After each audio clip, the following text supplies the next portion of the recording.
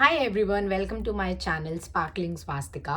और previous videos में काफ़ी अच्छा रिजल्ट मिला मुझे। बहुत सारे लोगों ने मेरे से बहुत सारी चीज़ें पर्सनली भी पूछी और वीडियोस पे भी मतलब लोगों के जितने भी डाउट्स थे उन्होंने मेरे से पूछा। एंड मुझको हेल्प करना बहुत अच्छा लगता है। अगर कोई भी यहाँ आ रहा है और किसी को लग रहा है कि यार अब मैं चीज़ें कैसे करूँ, तो आप मुझे इंस्टाग्राम पे भी फॉलो कर सकते हो। आप वहाँ पे मेरे से डीएम करके बात कर सकते हो, क्योंकि मुझे पता जब आप यहाँ आते हो और कोई आपको हेल्प आउट करता है या कुछ छोटी सी भी चीज़ बता देता है, तो हो सकता है उससे आपकी बहुत सारी जो प्रॉब्लम्स हैं वो सही हो जाए। So yes, I am very happy कि लोग पूछ रहे हैं and I am helping them. So this video is all about कि आपका शुरू से लेके एंड तक प्रोसेस क्या होता है। मतलब बिगनिंग में आपको क्या करना होता है यूके आने के लिए, स्टडी करने के लिए, कैसे कैसे स्टेप बाय स्टेप आपका प्रोसेस चलता है। तो इस वीडियो में मैं वो पूरा आपको प्रोसेस बताने वाली हूँ। तो चाय कॉफ़ी आपको जो भी पीना है या खाना है आप वो ले लो। और ये वीडियो थोड़ा सा लंबा होने वाला है, क्योंकि मुझे अच्छा लगता है अगर मैं कुछ बता रही हूँ तो मैं इन डिटेल बताऊँ। मैं थोड़ा सा बता के उसको ऐसे ही ना छोड़ दूँ ओपन एंडेड, जिससे चीज़ें क्लियर ना हो। और इसीलिए मैं अब थोड़ी सी डिटेल में भी वीडियो बनाऊँगी। So let's get started. तो सबसे पहला स्टेप होता है यूके आने के लिए आपको यूनिवर्सिटीज़ फाइंड आउट करनी होती हैं कि मुझे किस किस यूनिवर्सिटी में अप्लाई करना है। और मैं तो कहूँगी कि ज़्यादा से ज़्यादा यूनिवर्सिटी में आप अपना एप्लीकेशन दो। आपके कोर्सेज़ कहाँ पे हैं आप वो भी देखो, क्योंकि दो इनटेक होते हैं, एक होता है जनवरी इनटेक, एक होता है सितंबर इनटेक।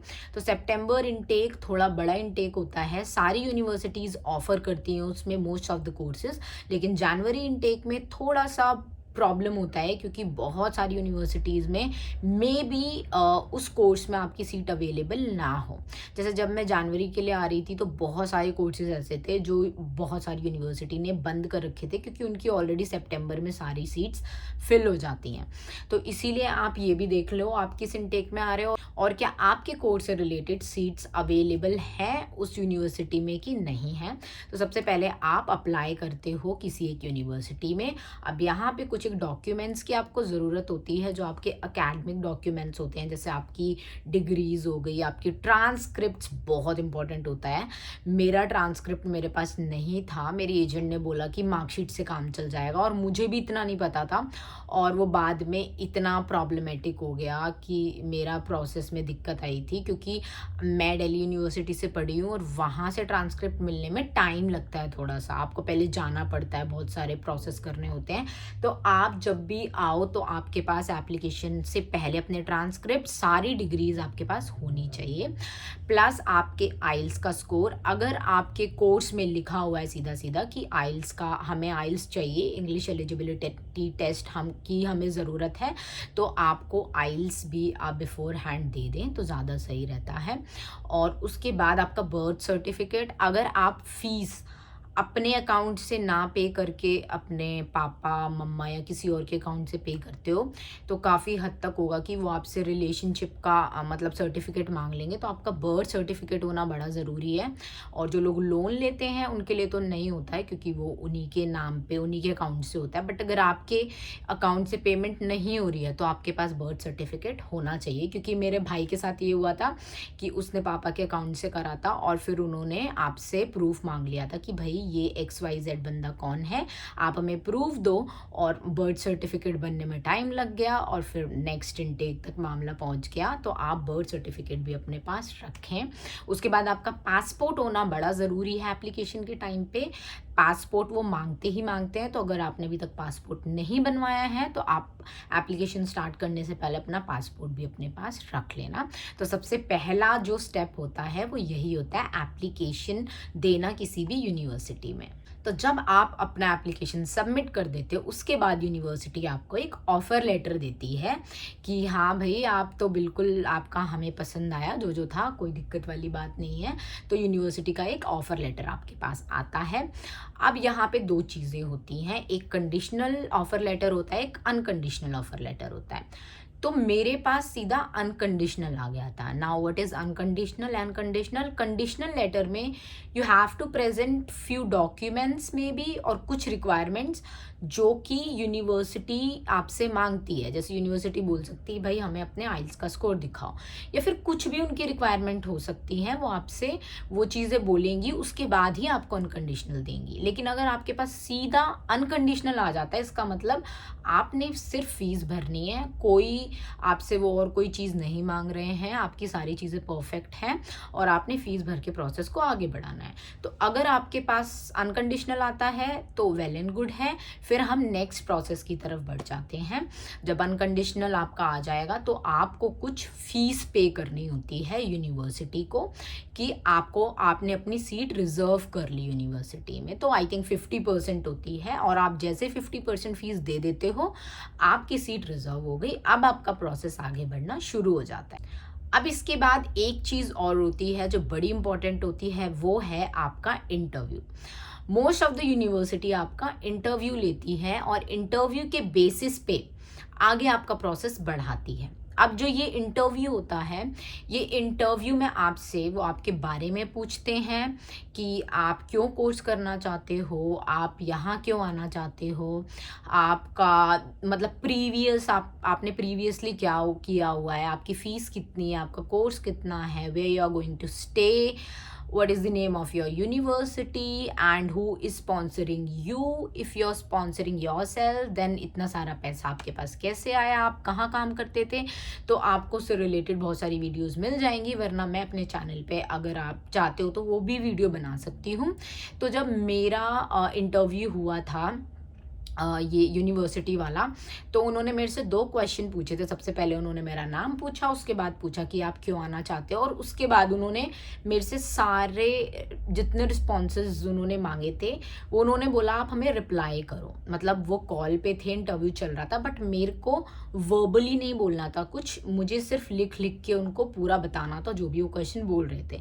तो वो आपको सुनना भी चाहते हैं, और अगर उन्हें लगता है कि आप अच्छे से बोल पा रहे हो, आप आप ठीक से प्रेजेंट कर रहे हो खुद को, तो फिर वो बहुत इजीली आपसे सारे क्वेश्चन पूछ देते हैं, और वो सब रिकॉर्ड होता है। जितना भी आप रिस्पॉन्सेज देते हो वो सारे रिस्पॉन्सेज रिकॉर्ड होते हैं। तो आप इस प्रोसेस के दौरान अपने आप को इंटरव्यू के लिए भी रेडी कर लेना, बहुत इजी होता है। और जैसे ही वो आपका इंटरव्यू पूरा हो जाता है, वैसे ही आपके पास आ जाता है कि हाँ भाई आपने पास कर लिया इंटरव्यू, और अब आपका जो प्रोसेस है वो आगे बढ़ गया है। और फिर यूनिवर्सिटी के लिए आपको अप्लाई करना होता है CAS. CAS is very very important thing in the entire process, क्योंकि कैश के थ्रू ही आप वीज़ा की तरफ जा सकते हो। तो जब आपका ऑफर लेटर आ गया, आपने इंटरव्यू दे दिया, आपने फीस भी भर दी, अब बात आएगी आपके कैश की। कैश अप्लाई करने से पहले आप 2 चीज़ें आपको करनी होती हैं। सबसे पहले आपको अपना इंश्योरेंस भरना होता है, कि अगर आप यहाँ आ रहे हो, आपका मेडिकल इंश्योरेंस, आपको कुछ हो जाता है तो आप यहाँ पे फैसिलिटीज़ ले सकते हो, जितनी मेडिकल फैसिलिटीज़ हैं वो मिल जाएंगी। तो आपको सबसे पहले अपना इंश्योरेंस भरना होता है। दूसरी चीज़ होती है आपका टीबी टेस्ट, जो आपको कराना होता है टीबी टेस्ट, उसकी अपॉइंटमेंट भी लेनी होती है, क्योंकि जब आप कैश अप्लाई करते हो तो उसका सर्टिफिकेट भी लगता है। तो टीबी टेस्ट आप जब करना, जब आपका ऑफर लेटर आ जाए और प्रोसेस आगे बढ़ जाए, क्योंकि टीबी टेस्ट आई गेस 6 महीने के लिए होता है, तो ज़्यादा पहले मत करवा लेना, वरना वो एक्सपायर हो जाता है। जब आपका कैश भरने का टाइम आ जाए उससे 1-2 दिन पहले ही कराना, क्योंकि आपका टीबी टेस्ट आपको उसी टाइम मिल जाता है, जैसे आप गए और आपको हाथों हाथ आपका टीबी टेस्ट मिल जाएगा। तो इंश्योरेंस की फ़ीस आपकी और आपका टीबी टेस्ट, ये सब आपने कर लेना होता है। अब इसके बाद आप कैश अप्लाई करते हो। कैश में वापस से आप अपना सारे जितने भी आपके प्रूफ्स होते हैं कि आपने फ़ीस भर दी, वो सब चीज़ें आप करना होता है। और उसके बाद आई गेस 2 वीक्स के अंदर आपका कैश यूनिवर्सिटी से आ जाता है। और जो ये कैश होता है, इसके बेसिस पे आप वीज़ा अप्लाई करते हो। और कैश का मतलब क्या होता है? Cash is confirmation of acceptance for students, कि यूनिवर्सिटी ने बोल दिया भाई हमने एक्सेप्ट कर लिया है, अब आप स्टूडेंट का प्रोसेस आगे बढ़ाइए। तो आप कैश करते हो, और आपका कैश यूनिवर्सिटी ने भेज दिया। अब आपने क्या करना है, आपने लेना है वीज़ा अपॉइंटमेंट। और वीज़ा अपॉइंटमेंट जितनी जल्दी आपको मिल जाए उतना अच्छा होता है। मेरा वीज़ा अपॉइंटमेंट मैंने काफ़ी पहले ले लिया था, जिसकी वजह से मुझे बिल्कुल भीड़ नहीं मिली। और अगर आप बहुत लेट लेते हो, ऑलमोस्ट आपका जब सब बच्चे एप्लीकेशन करना एकदम पीक टाइम आ जाता है, तो फिर थोड़ा सा उसमें टाइम लगना शुरू हो जाता है।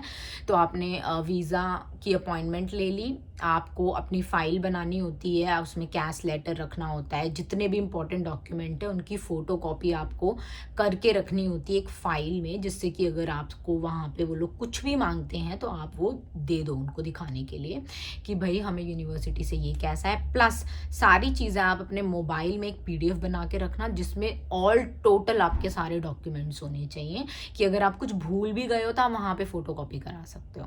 तो ये चीज़ बहुत इंपॉर्टेंट है। जब आप वीज़ा अपॉइंटमेंट ले लेते हो तो आपने जाना होता है वहाँ पे वीज़ा ऑफिस में। वहाँ जाने के बाद आपको एक टोकन मिलता है, उसके बाद वो लोग आपको भेजते हैं अंदर जहाँ पे प्रोसेस चल रहा होता है, और वहाँ होता है आपका बायोमेट्रिक। बायोमेट्रिक होने के बाद वो आपका पासपोर्ट आपसे ले लेते हैं और आपसे पूछते हैं कि आप पासपोर्ट वीज़ा ऑफिस से कलेक्ट करना चाहते हो या हम आपके एड्रेस पे भेज दें। तो मैंने तो अपने एड्रेस पे लिया था। आप एड्रेस पे भी मंगवा सकते हो, आप जाके भी ले सकते हो। उसके चार्जेस होते हैं, कुरियर चार्जेस, और वो आपके एड्रेस पे आ जाएगा आपके पासपोर्ट के साथ। और अगर इस पूरे प्रोसेस में उन्हें कुछ भी प्रॉब्लमेटिक लगता है तो आपको एक मेल आ जाएगा। जैसे जब आप अपनी फ़ीस भरते हो उस टाइम पे आपको एक अमाउंट मेंटेन करना होता है 9-10 लाख का। अब वो अमाउंट मेंटेन करते टाइम पे अगर उनको थोड़ा भी शक होता है या लगता है कि आपने कोई स्कैम किया हुआ है या आपकी कोई भी बड़ी ट्रांजैक्शन है, तो आप वो वापस से आपसे वो स्टेटमेंट मांगते हैं 28 डेज़ का। तो आपने घबराना नहीं है, आपने वापस से अपने बैंक जाना है और वो स्टेटमेंट ला के अपलोड कर देना। उसके बाद आपको वीज़ा ऑफिस नहीं जाना, आपको मेल के थ्रू ही उनको वो कोई भी डॉक्यूमेंट अगर वो मांगते हैं आपको फिर से अपलोड कर देना है। जैसे मेरे उन्होंने मांगा था जो स्टेटमेंट था, उनको कोई कन्फ्यूजन हो गई थी तो उन्होंने फिर से मांगा था स्टेटमेंट, तो मैंने अपलोड कर दिया था, तो वो ईजिली हो गया। तो आपने डरना नहीं है, अगर वो कुछ भी वहाँ से डाउट आता है तो आपने उस डॉक्यूमेंट को अपलोड कर देना है। तो उसके बाद आपके पास मेल आता रहेगा और इवन आपको ट्रैकिंग नंबर भी मिलता है, तो आप चेक कर सकते हो कि आपका वीज़ा प्रोसेस कहाँ तक पहुँचा है। ये होने के बाद 28 डेज़ का टाइम होता है वीज़ा का, लेकिन बड़ा अनप्रिडिक्टेबल होता है। किसी का वीज़ा, मेरे भाई का वीज़ा 20 दिन में आया था, मेरा वीज़ा 2 वीक्स में आया था, और लोग हैं जिनका 3 दिन में ही आ जाता है, किसी का 2 दिन में ही आ जाता है।